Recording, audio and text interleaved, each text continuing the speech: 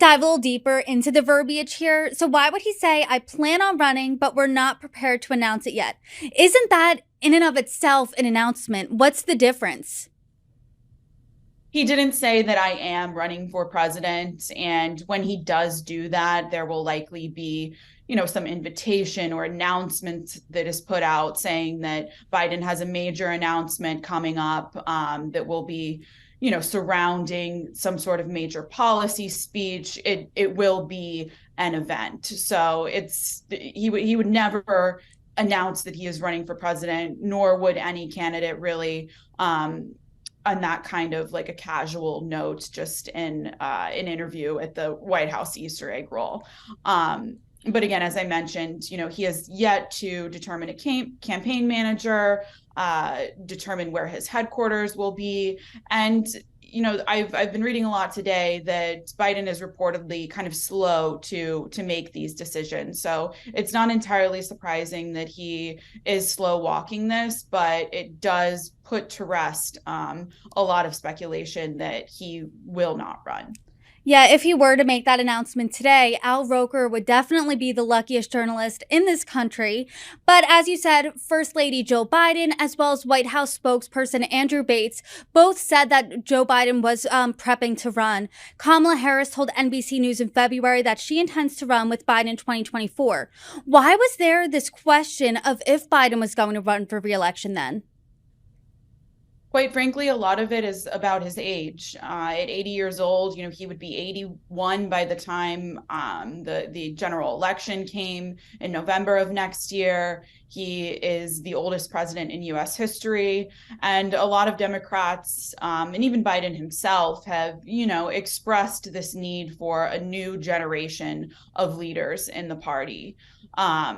However, a lot of Democrats were also taking a wait and see approach ahead of the midterms, and Democrats did perform better than expected. They maintained control of their Senate majority.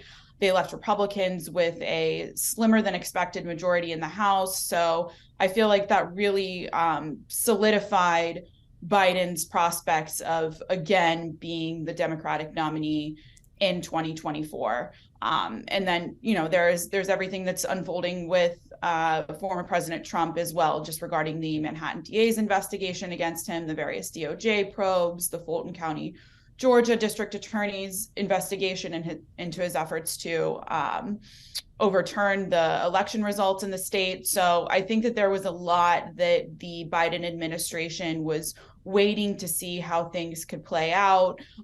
They passed some major legislation last year in terms of the economy and, the job creation numbers that we've seen coming out in recent months. I think also, helped solidify his candidacy next year, as did successful efforts to tame gas prices, and inflation is still obviously an issue, but the Biden administration has credited itself for successfully tamping down on that as well. So I think a lot of the economic concerns have quelled a little bit, and it's allowing him to announce a candidacy on stronger footing, when, as last year, just all of those things combined created a lot of speculation about whether it would be a good idea for him to run, given Americans, feelings surrounding those issues.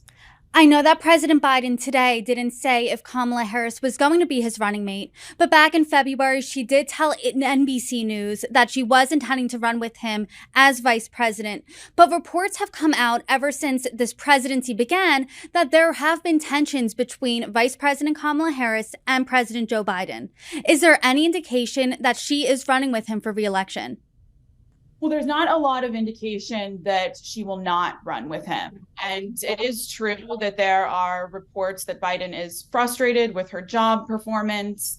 Her approval rating is slightly lower than Biden's. I believe it stands at 39%, and his is at around 42%.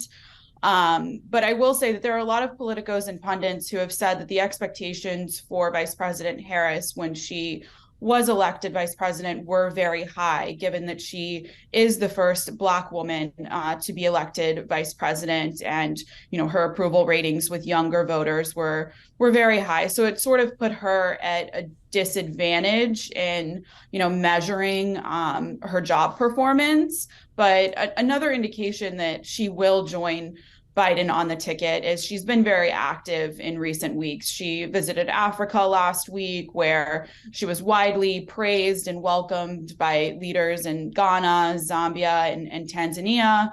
And she also, met with the Tennessee lawmakers on the same day that they were ousted for protesting in support of stricter gun controls. So I definitely do not think that we will see Biden choosing another running mate unless, something unfolds that's very unexpected.